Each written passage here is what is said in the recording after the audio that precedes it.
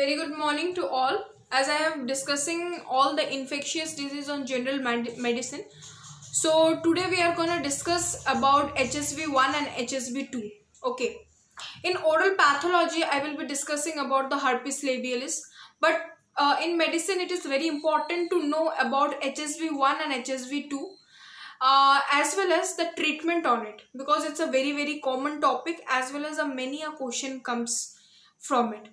I will cover it within 10 minutes, so please stay updated. I will tell a little fast. Okay, so let's start about HSV1 and HSV2. I have already written over here.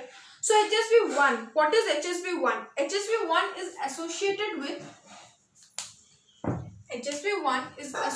with oral mucosa, whereas HSV2 is associated with genitalia. It is associated with genitalia. It occurs in young, whereas it occurs in adult. It is more common. It is less common.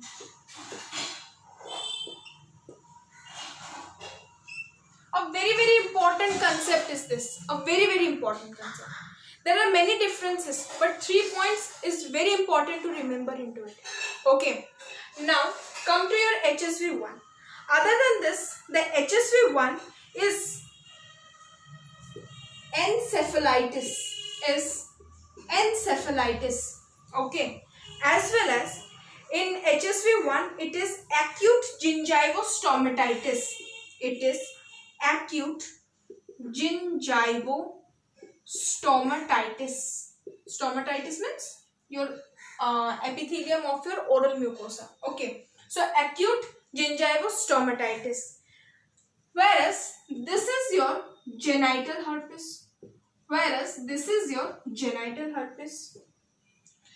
Then this is your recurrent herpes labialis. Here there is recurrent herpes labialis. Here there is recurrent herpes labialis. Whereas it is herpetic white flow is seen. Here herpetic white flow is seen. As well as we can also see keratoconjunctivitis. Keratoconjunctivitis. Now come to your HSV2. In HSV2, it is neonatal herpes.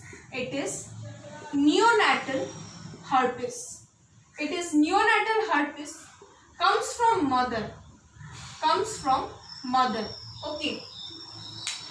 Now, a very important thing which we have to know about herpes is its pathogenesis. Okay. What is its pathogenesis? I will tell you that point which came into the exam last year also. What is the pathogenesis of HIV? First point, it is an cytolytic infection. First point. Second, pathological changes is due to the necrosis of infected cells together. This is the cell. What happened over here is it causes necrosis. And this group of necrosis, जब बहुत सारे sales का जब necrosis हो जाता है और उसके कारण जब इन्फ्लेमेशन होता है हर्पिस वायरस के कारण, तब हम लोगों का ये पैथोलॉजी है हर्पिस का। उसको हम लोग 2 हिस्सों में डिवाइड कर सकते हैं, HSV1 एंड HSV2। HSV1 जो होता है वो हम लोग का माउथ में होता है। Dentist generally concern with your HSV1। क्यों? क्योंकि ये तो स्टोमेटाइटिस में दिखता है, ओरल स्टोमेटाइटिस में। एज वेल एज ये केराटोकंजक्टिवाइटिस होता है, एज वेल एज ये यंग्स में दिखता है, एनसेफेलाइटिस दिखता है इसमें। Not only that, we can also see an white flow over here. जबकि HSV2 में, और इसके सारे क्लिनिकल फीचर्स आप वीडियो के लास्ट में देखना, मैं आपको इसके फोटोज अटैच करके ही मैं इस वीडियो को अपलोड करूंगी।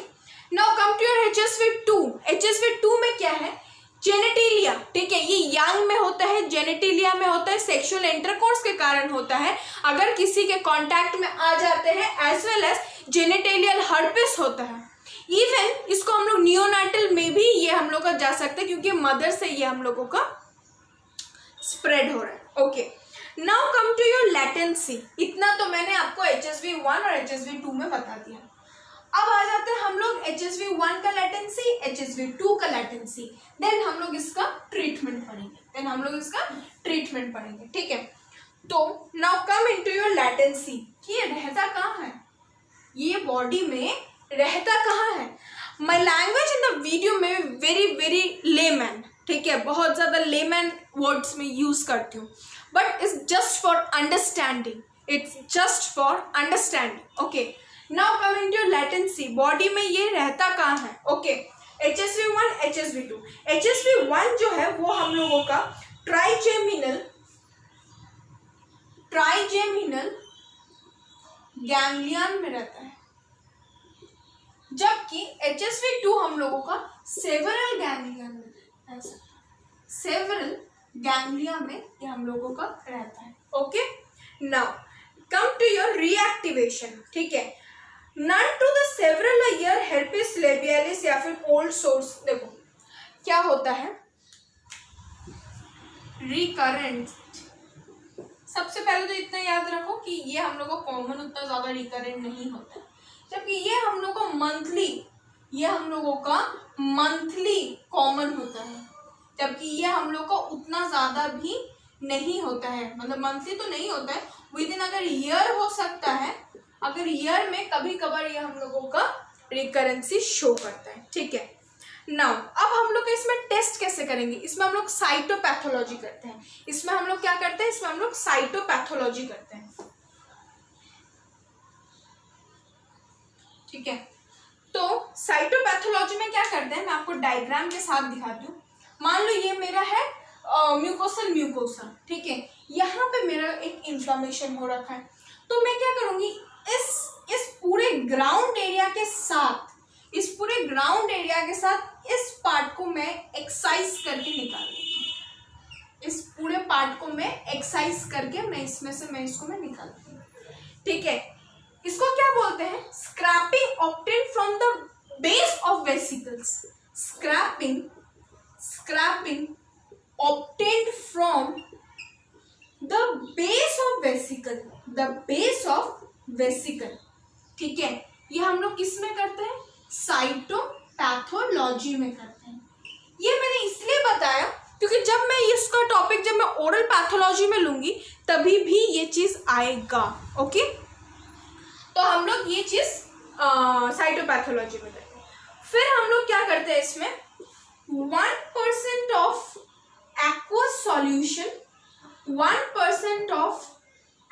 solution and toluidine blue solution में हम लोग इसको डिप करते हैं। toluidine blue solution में डिप करके 4%, फिर हम लोग इसको माइक्रोस्कोपिकली देखते हैं, ठीक है। अब इसमें दिखता क्या है, इतना जो हम लोगों ने मेहनत किया, तो इसमें एक स्पेशल चीज क्या दिखता है, तो इसमें जो स्पेशल चीज जो दिखता है वो हम लोग को दिखता है, ये बहुत सारे एग्जाम्स में आए हुए हैं, इसलिए मैं इसको बड़ा और बोल्डली मैं इसको लिख रही हूँ।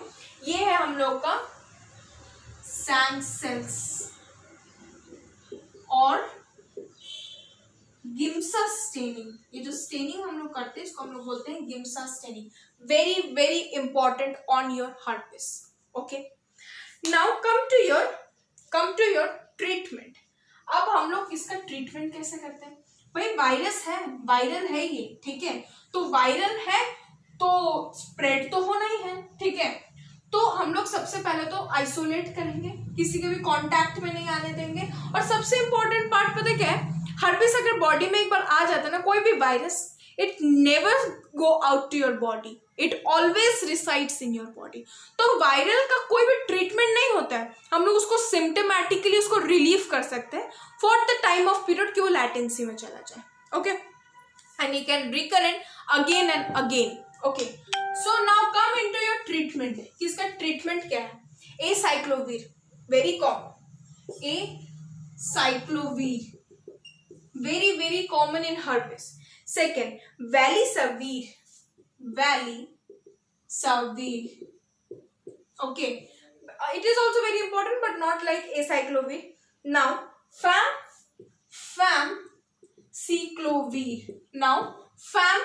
famciclovir. Okay. As well as if asymptomatic shedding is frequent in patient, even ये तो हम लोगों ने दे दिया भाई symptomatic relief. Other than that अगर हम लोग को शेडिंग हो रहा है जेनेटाइल में, तो भी हम लोग उसमें भी हम लोग एसाइक्लोविर्स वगैरह दे सकते हैं. ट्रांसमिशन हम लोगों को अवॉइड करना है, सेक्सुअल प्रैक्टिस हम लोगों को अवॉइड करना है, एज वेल एज हम लोगों को इसमें एंटीवायरल थेरेपी देना है. So this is here I end my your viral topics. Okay, the AIDS topic is left. AIDS and retroviral drugs I will be taking both together in my live Insta pages. So please follow, and if you like this video, please share. Thank you so much.